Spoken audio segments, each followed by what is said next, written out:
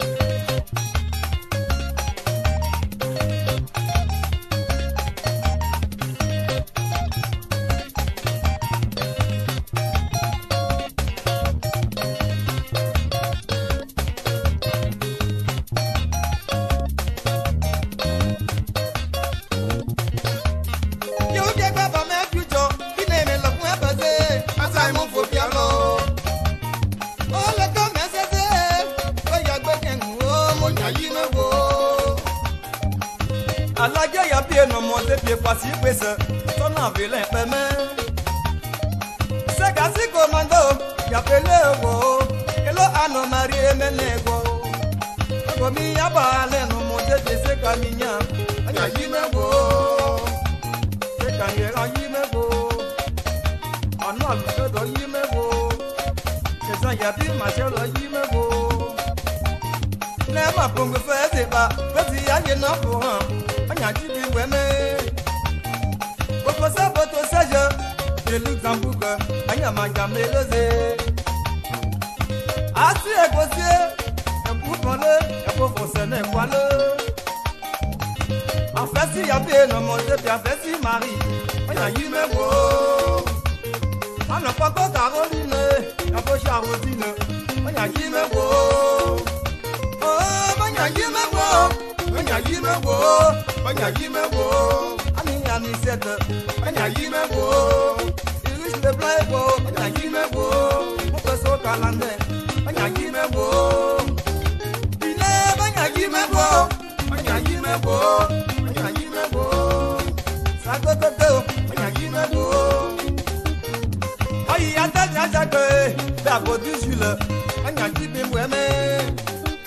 ateli comme dialose oh anya yimego anya yimego anya yimego kelebe wa benabe anya yimego ko shaye ma pide anya yimego bebe